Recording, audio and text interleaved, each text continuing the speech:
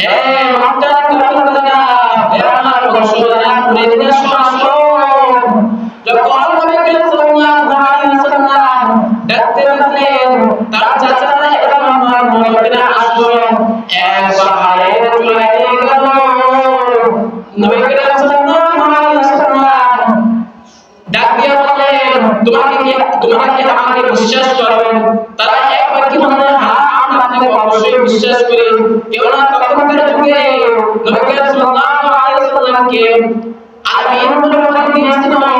আলামিন অর্থ হলো বিশ্বাসী, অধিক বিশ্বাসী।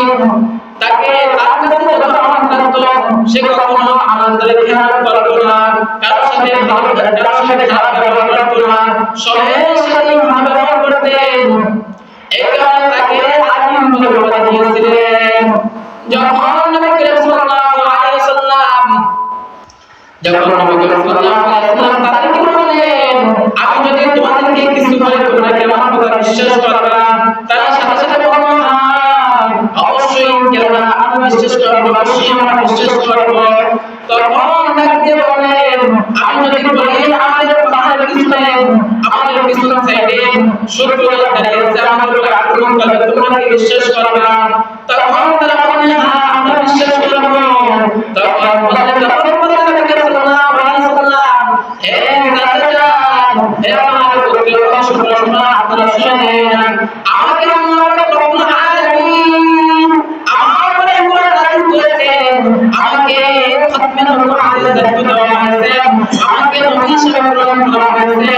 তখন আল্লাহ বলেন, সাথে সাথে আল্লাহ হাতে বলেন, তাব্বানাকা ইয়া মুহাম্মদ, হে মুহাম্মদ তুমি ধ্বংস হয়ে যাও, তুমি আমাদের বাপদাদার ধর্ম ছেড়ে বাপদাদার ধর্ম করেছিলে, কেন তোমার ধর্মের প্রতি নতুন ধর্মের প্রতি আমাদেরকে আহ্বান করতেছো, আমাদেরকে ডাকতেছো।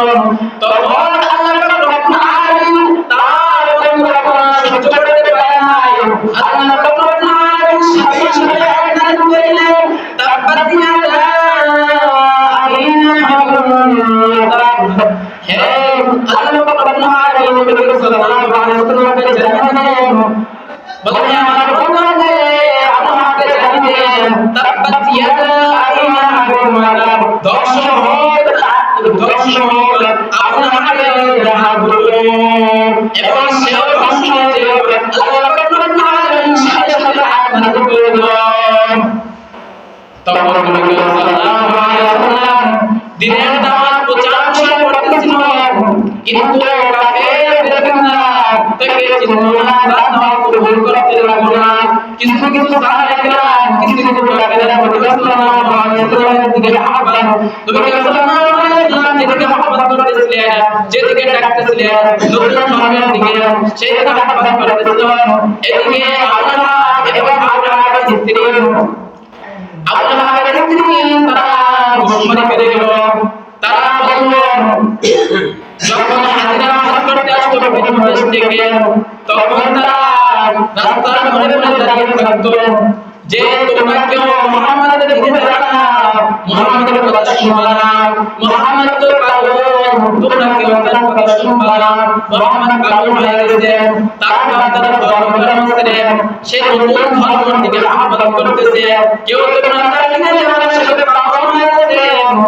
এই কথা শোনার পরে হাজিরা বললেন, নেতা এবং নেতার বউ যে পাগলের কথা বলতেছিল, সাধারণ পাগল হতে পারে না, সে কেমন পাগল যে নেতা এবং নেতার বউ রাস্তায় নেমে তাদের কথা বলতেছে, তাদের কথা বলতে সে পাগল হয়ে গেছে। তারা বলতেছে, কেমন পাগল, আমাদেরকে দেখে চলা দরকার,